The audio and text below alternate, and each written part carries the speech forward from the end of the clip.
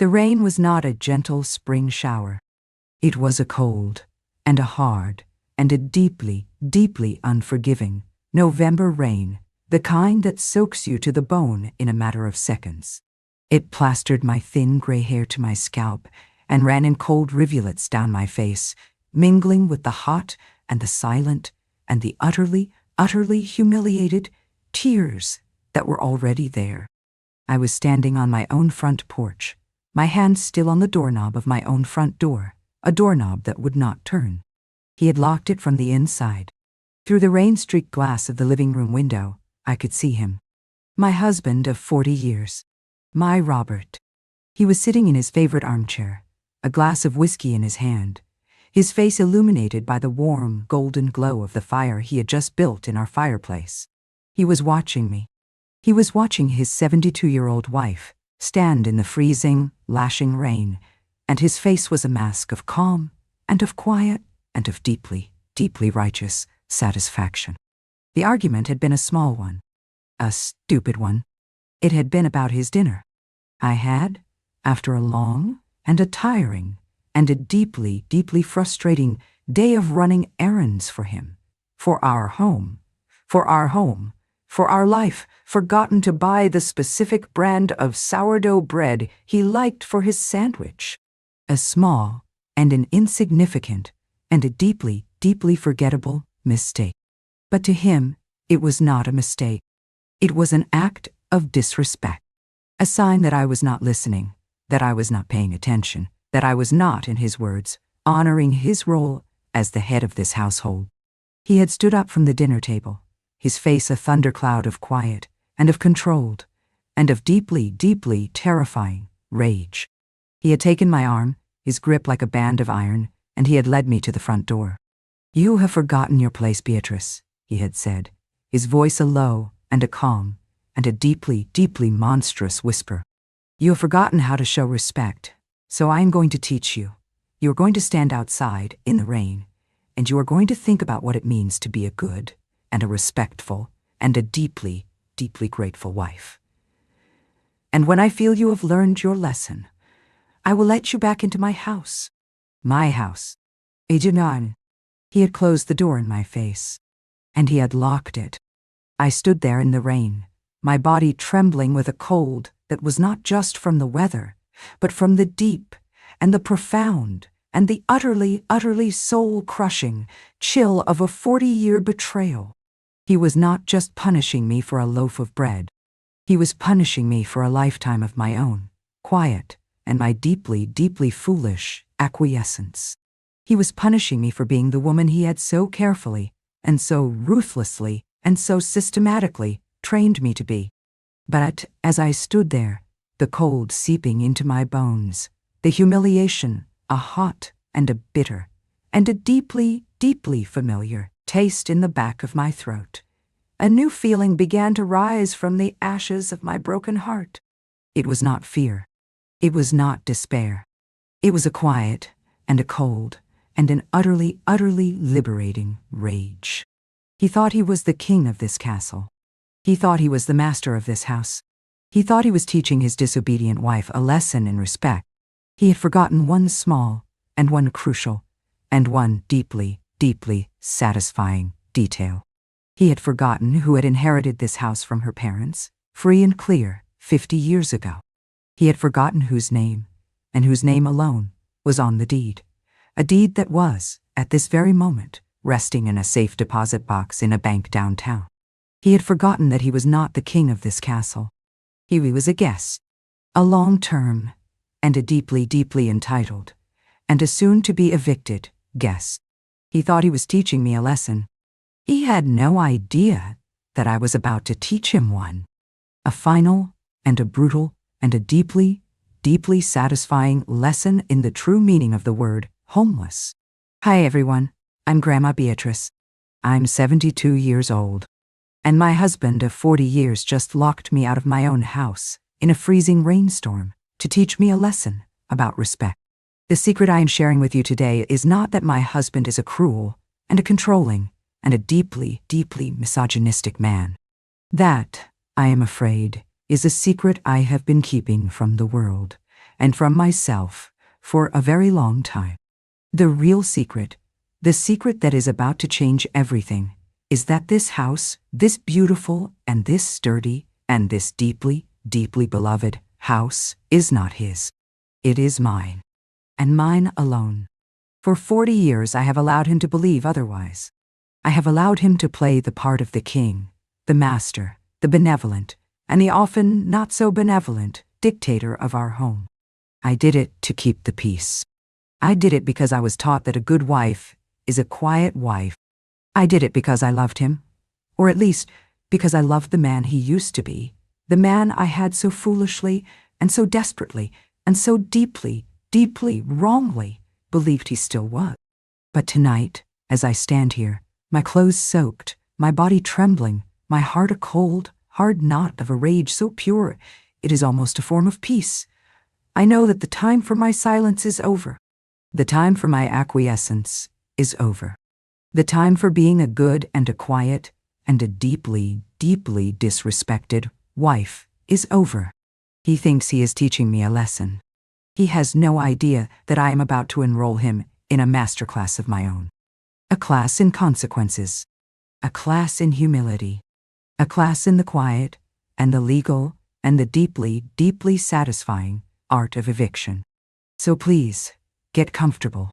This is a story about a man who pushed his wife too far, and a woman who decided to push back, not with anger, but with a quiet and a legal and a deeply, deeply satisfying act of real estate justice. Your support, your likes and subscriptions to Voices of the Forgotten are the warm and the dry and the deeply, deeply comforting shelter from a storm that has been a long, long time in coming. To understand why a man would lock his wife of 40 years out in the rain over a loaf of bread, you have to understand the 40 years of quiet and of creeping and of deeply, deeply insidious tyranny that had led to that moment. You have to understand that this was not a sudden act of madness. It was the logical conclusion of a lifetime of my own, quiet, and my deeply, deeply foolish surrender. My life with Robert was not always a prison. In the beginning, it was a love story. A beautiful and a passionate and a deeply, deeply convincing love story. We met in college. He was the brilliant and the charismatic and the deeply, deeply ambitious law student. I was the quiet and the shy and the deeply, deeply adoring art history major. He was a force of nature, a whirlwind of confidence and of charm and of a powerful and a deeply, deeply seductive energy. And I, a quiet girl from a small town, I was completely and utterly and deeply, deeply foolishly swept away. We were married a week after he graduated from law school, and we moved into my house, my childhood home. A beautiful and a sturdy and a deeply, deeply loved old Victorian house that my parents had left to me, free and clear. It was my sanctuary, my inheritance, the only real and tangible and deeply, deeply valuable thing I had ever owned. And I, in my love, in my trust, in my deep and my abiding, and my deeply, deeply foolish desire to be a good and a supportive and a deeply, deeply traditional wife, I had offered to put his name on the deed. And he, my brilliant and my charming and my deeply, deeply, and now I see, predatory husband, he had refused. No, darling, he had said, his voice a smooth and a magnanimous and a deeply, deeply fraudulent purr. This is your home, your inheritance, your security. I would never dream of taking that from you. What's yours is mine, and what's mine is yours. We don't need a piece of paper to tell us that. It was the most romantic, and the most noble, and the most deeply, deeply manipulative thing I had ever heard. And I had believed him. I had no idea that his refusal was not an act of love. It was an act of strategy. A way of ensuring that I would always be grateful, that I would always be indebted, that I would always be the quiet and the supportive and the deeply, deeply powerless guest in my own home. And so began the slow and the quiet and the deeply, deeply insidious erosion of my own quiet and my deeply, deeply underestimated self. He became a powerful and a successful and a deeply, deeply respected corporate lawyer. And I became his wife. The perfect corporate wife. The quiet and the elegant and the deeply, deeply supportive woman who stood silently by his side at 1,000 dinner parties and 1,000 charity events and 1,000 quiet and a deeply, deeply humiliating moments of public and of private disrespect. The tyranny was a quiet and a domestic and a deeply, deeply insidious thing. It was a war of 1,000 tiny and deeply, deeply wounding paper cuts. It was the way he would control the finances. He was the man. He was the lawyer. He was the one who understood the complexities of the modern world. I was just the quiet and the artistic and the deeply, deeply incompetent little woman who couldn't be trusted to balance a checkbook. He gave me an allowance, a small and a fixed, and a deeply, deeply humiliating sum of money each week to run the household. And I, a woman who had inherited a house worth a fortune, had to ask my own husband for permission to buy a new pair of shoes. It was the way he would control my friendships. My friends, the quiet and the artistic and the deeply, deeply intelligent women I had known for years, were deemed boring and provincial and a bad influence. He would be rude to them when they came to visit. He would mock their interests, their passions, their quiet, and their deeply, deeply satisfying lives. And so, slowly, one by one, they stopped coming. My world, which had once been so full of a rich and a vibrant and a deeply, deeply supportive female friendship, began to shrink until it was the size of my own and my increasingly and my deeply, deeply lonely home. It was the way he would control my mind, my opinions, my thoughts, my very sense of my own, and my quiet and my deeply, deeply underestimated intelligence were a source of a quiet and a constant and a deeply, deeply patronizing amusement to him. He would mock my love of art history. He would dismiss my opinions on politics, on literature, on the world. He would talk to me and to our son, Michael, as if we were two, small and a little bit stupid and deeply, deeply lovable children who needed to be guided and to be protected and to be gently and lovingly and deeply condescendingly corrected. And I, in my love, in my fear, in my deep, and my abiding, and my deeply, deeply ingrained desire to be a good wife, to keep the peace, to not rock the boat, I let him. I became the woman he wanted me to be, a quiet and a gentle and a deeply, deeply decorative and an utterly, utterly powerless creature, a beautiful and a well-behaved and a deeply, deeply unhappy doll in his own perfect and his deeply, deeply oppressive dollhouse. My son Michael grew up in this world of quiet and of loving and of deeply, deeply insidious tyranny, and he learned his lesson well. He learned that his father was the son, the king, the unquestioned authority, and he learned that his mother, his quiet and his gentle and his deeply, deeply loving mother was a secondary and a lesser and a deeply, deeply powerless being. He loved me. I know he did. But he did not respect me. He did not see me as an equal. He saw me as a thing that belonged to his father, a beautiful and a valuable and a deeply, deeply beloved piece of his father's property. And so tonight, when his father, the king, the tyrant, the man who owned the world, decided to throw his own and his quiet and his deeply, deeply disobedient property out into the rain, my son, my quiet, and my gentle and my deeply, deeply complicit son, he did what he had been taught to do his entire life. He said nothing. He did nothing. He just sat there in the warm and the dry and the deeply, deeply oppressive comfort of his father's kingdom, and he watched me get wet. But he and my husband and the entire and the beautiful and the deeply, deeply fraudulent world they had built together, they had forgotten one very important thing. They had forgotten that a quiet woman is not a silent woman. They had forgotten that a gentle woman is not a weak woman. And they had forgotten that the woman who owns the house, the woman whose name is on the deed, the woman who has just, with a quiet and a calm and a deeply, deeply satisfying sense of her own and her long-forgotten and her deeply, deeply underestimated power, decided that she is no longer a guest in her own home, but the queen of her own, and her deeply satisfying castle is a longer, a deeply satisfying. The night I spent at Eleanor's house was not a night of weeping.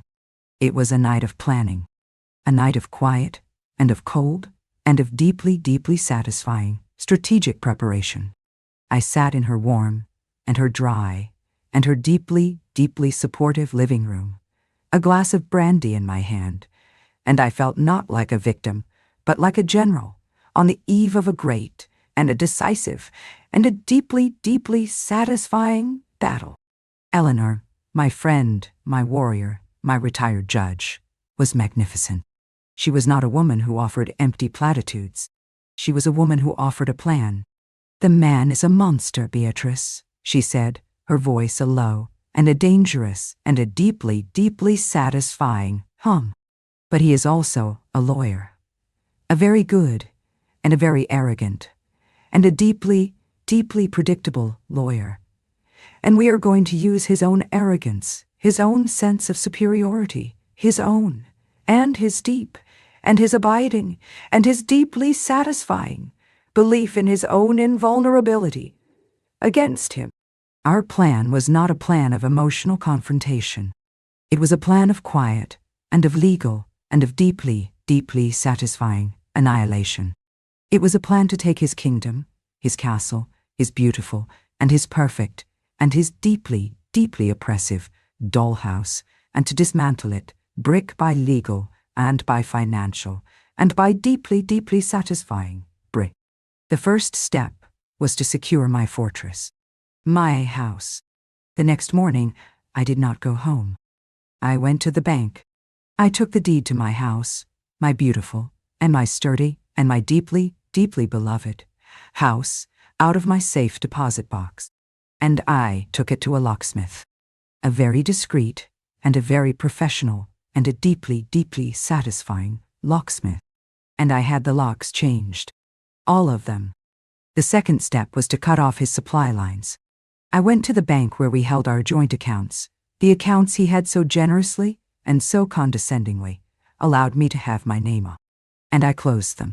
I withdrew every single, solitary, and deeply, deeply satisfying penny, and I moved it all into a new and a private and a deeply, deeply satisfying account in my name, and my name alone. The third, and the most beautiful, and the most deeply, deeply satisfying step of all was to lay the trap. I returned to my house, my beautiful, and my quiet, and my deeply, deeply satisfying, and my newly Rikita house in the middle of the afternoon. I walked through the rooms, a queen reclaiming her throne, and I waited for the king to come home. He arrived at 6 o'clock, as he always did. I watched from the living room window as he walked up the front path, his face a mask of smug and of self-satisfied and of deeply, deeply oblivious contentment. He was a man who had successfully and ruthlessly and deeply, deeply satisfyingly taught his wife a lesson, and he was coming home to his castle, to his kingdom, to his quiet, and his obedient, and his deeply, deeply broken little doll. He put his key in the lock, and it did not turn. I watched as a look of confusion, of annoyance, of a dawning, and a beautiful, and a deeply, deeply satisfying sense of unease crossed his face. He tried the key again, and again. He jiggled it. He pushed against the door. But the door, my beautiful, and my solid, and my deeply, deeply satisfying oak door, it did not budge. He was locked out of his own, and his beautiful, and his deeply, deeply fraudulent home. He began to knock, a polite and a slightly irritated, and a deeply, deeply satisfying little knock at first. And then a louder, and a more insistent, and a deeply, deeply gratifying knock. And then a full-blown, and a frantic, and a deeply, deeply satisfying pounding. I let him pound. I let him stand there, on his own front porch, in the cold, and the damp, and the deeply, deeply satisfying November air, and I let him feel the first, and the small, and the deeply, deeply satisfying taste of his own, and his cold, and his deeply cruel medicine. And then, when I had enjoyed the sound of his impotent, and his furious, and his deeply, deeply satisfying rage for a full, and a glorious, and a deeply, deeply satisfying 5 minutes, I opened the door. I did not open it all the way. I just opened it a crack, and I looked at him through the small, and the secure, and the deeply, deeply satisfying gap bought. He stared at me, his face a mask of pure, and of unadulterated, and of deeply, deeply satisfying disbelief. Beatrice, what the hell is going on? Why did you change the locks? Pardon, I haven't the faintest idea what you're talking about, Robert, I said, my voice a perfect imitation of a frail, and a confused, and a deeply, deeply convincing old woman. The locks haven't been changed. Don't lie to me, he roared, his face a dark, and an ugly, and a deeply, deeply satisfying shade of red. My key doesn't work. Let me in. Oh dear, I said, my voice a symphony of dawning, and of gentle, and of deeply, deeply fraudulent comprehension. Your key. Of course. How silly of me. I forgot to tell you. I paused, letting the moment hang in the air, a beautiful, and a perfect, and a deeply, deeply satisfying little jewel of a silence.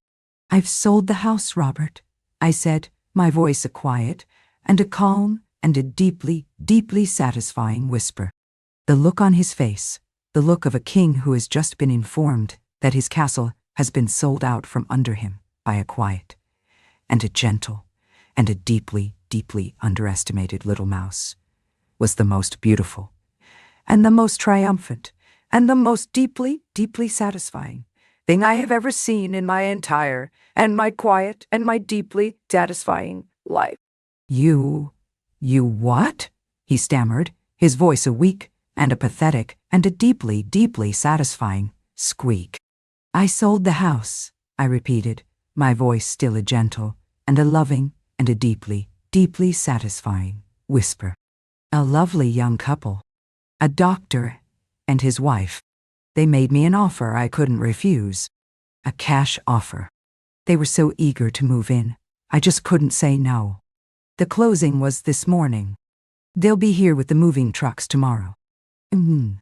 He just stared at me, his mouth opening and closing like a fish, his mind, his brilliant, and his legal, and his deeply, deeply arrogant mind, unable to process the sheer and the beautiful, and the deeply, deeply satisfying impossibility of what I was telling him. But you can't do that, he finally managed to say. It's our house. No, my darling, I said, and I smiled, a small and a sad, and a deeply, deeply unforgiving smile. That's where you're mistaken. It was never our house. It was always my house. My name, and my name alone, is on the deed. A small, and a legal, and a deeply, deeply inconvenient little detail that you, in your wisdom, insisted upon 40 years ago. I then reached into the pocket of my apron, and I took out a single, and a crisp, and a deeply, deeply satisfying piece of paper. It was not an eviction notice. It was something far, far better. It was a restraining order. A legal document, signed by a judge, my friend, Eleanor, that forbade him from coming within 500 feet of me, or of my property. My beautiful, and my quiet, and my deeply, deeply satisfying, and my now, finally, and completely, and irrevocably, his free property. And this, I said, my voice a final, and a quiet, and a deeply, deeply satisfying whisper, is for you. I handed him the paper through the crack in the door. He took it, his hands trembling. He read it, and his face, his beautiful and his powerful, and his deeply, deeply fraudulent face, it crumbled.